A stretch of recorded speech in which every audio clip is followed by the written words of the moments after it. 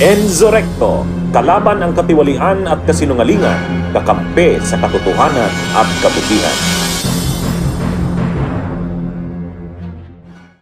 I am showing now to you, and this is being flashed on the screen with the kind permission of presiding judge, a copy of a fiscal financial plan approved on December 13, 2022, marked as Exhibit P-1-14 for the prosecution. And likewise, for the record, on the part of the defense, marked as D-1-23-OVP. That's Yes, correct, sir. Your Honor. Yes, Your Honor. Will the witness please respond? Okay. Sa bottom portion, give me a look. Sa bottom portion,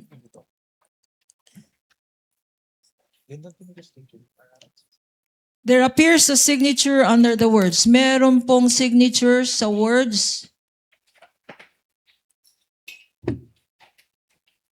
Approved by. There. Anong ibig sabihin ng approved by? Ang ibig sabihin po ng approve by ay inapprove po noong nakapirma yung contents ng physical and financial plan po based on that document. Okay. At sinabi mo, approved by ay inapprove. Kung sino man ang nakalagay na signature dyan. Kaninong signature naman ang nasa bottom portion ng ating Exhibit -1-14? Kay Vice Presidente Sara Duterte po. Why are you familiar? Bakit mo kilala? Bakit mo alam ang signature ni Vice President Duterte? Dahil among their submissions po ay yung kanilang specimen signatures at kasama po doon yung specimen signature po ni Vice President. At yung kanyang pirma po doon sa specimen signature submitted ay kaparehas po ng pirma niya dito sa physical and financial plan na ito. Pinakita sa iyo ang isang physical financial plan which you said is a faithful reproduction of the submissions. And this is now being shown on the screen. Ano ang observations mo dito sa physical and financial plan approved on December 13, 2022? Hindi po siya compliant to the joint circular dahil yung first column which is the programs, activities and projects, hindi po in-indicate nung OBP yung kanilang specific confidential activities na kanilang paggagamitan ng confidential fund as required under item 4.2 of the joint circular. Hindi ito specific according to you and according to 4.2 of the joint circular. Can you please enlighten us? Ano itong section 4.2 ng joint circular?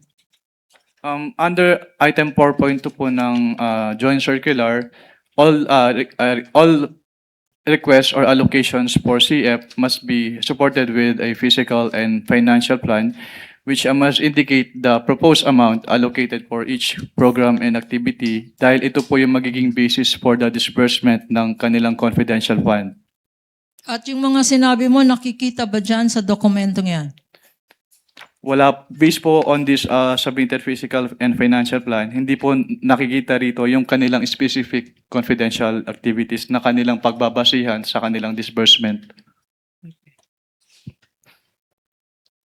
Apart from this, yung nakita mo sa column 1, ano pang ibang observations ang masasabi mo dito sa dokumentong ito?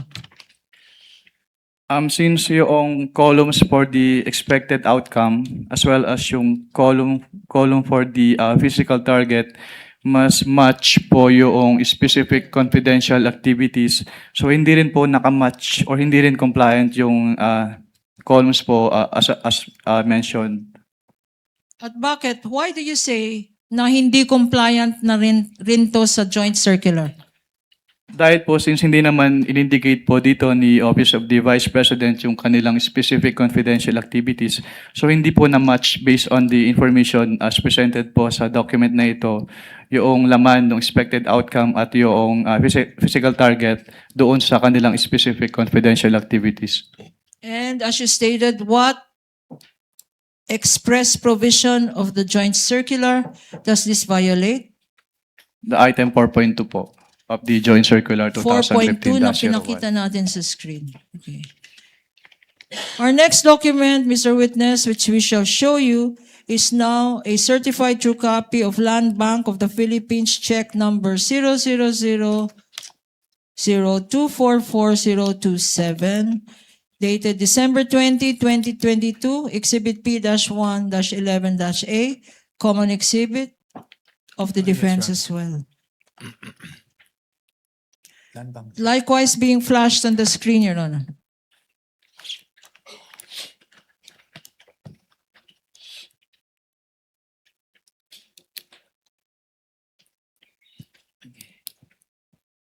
Mr. Witness, what is the significance?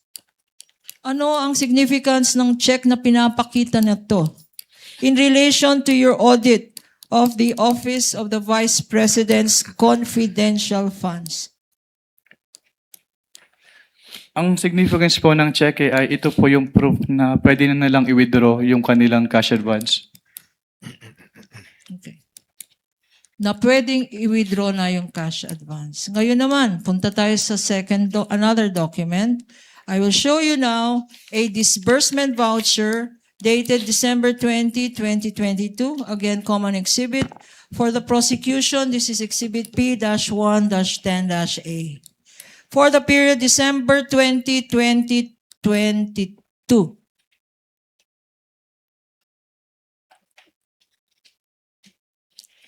In the middle of this document, pointer. In the middle of this document, there appears a signature under the words, quote, certified expense, cash advance necessary, lawful and incurred under my direct supervision and control. Okay. Anong ibig sabihin nitong certified expense, under my direct supervision? Your Honors, What is kindly, the we would pleasure like of to object on that counsel for one. the respondent? Your Honors, that calls for a conclusion of law. I'm Based on sorry, the, counsel? That will call for a conclusion of law on the part of the witness, Your Honor. They're asking for what that means for the witness. Only insofar as how the witness interprets this provision, given that he audited these documents and are part of the submission. Witness may answer. Based on this disbursement voucher po, sinertify po ni Vice President na yung kanilang cash advance ay kailangan na ayon sa batas at na-incur po under her direct supervision. and there is a signature here in this document. Whose signature is this, if you know? May I clarify po kung anong signature po yung tinutukoy? Ayong sa Above the name, Sara Z. Duterte. That is the signature po of the Vice President Sara Duterte. What else, if any, observation can you make as regards this document? Under the particulars portion po, nakalagay na yung cash advance is for calendar year 2022, which is not compliant po with the joint circular. Since under the joint circular po, the disbursement voucher shall state the duration of the implementation of the project. Pero since this cash advance is for the fourth quarter 2022, so hindi po tama yung nakalagay dito na yung cash advance is for the calendar year 2022. At ano naman again? Ano ang violation nito sa joint circular? May I refer po to the joint circular, Your Honor, for the specific provision? Witness may refer to the joint circular previously marked.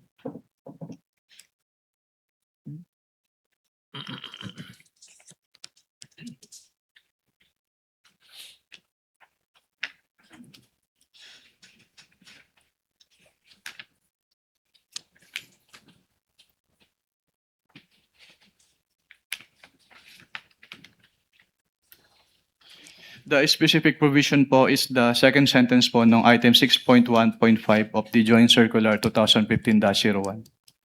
Being flashed on the screen, Your Honor, presiding officer, with your kind permission. You may do so, counsel.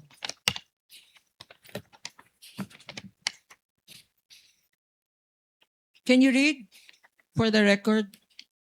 6.1.5. 6.1.5 of the joint circular, cash advances shall be limited to the requirements for 3 months. The disbursement voucher shall clearly state the duration of implementation of the projects. If the implementation of the project will extend to more than 3 months, additional amount may be granted only after the liquidation of the previous cash advance. If, on the other hand, cash advances are drawn monthly, liquidation shall be done monthly. Cash advances shall be granted only upon the certification of the agency accountant stamped or printed on the disbursement voucher that previous cash advance for the same purpose, project, or activity given to the SDO requesting cash advance has been liquidated and proper accounting thereof was made in accordance with this joint circular.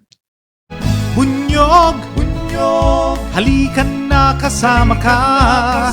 Bunyog, kapag buklod ay may pag-asa.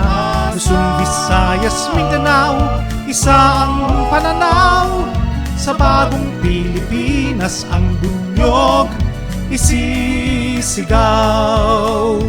Bunyog, bunyog, bunyog.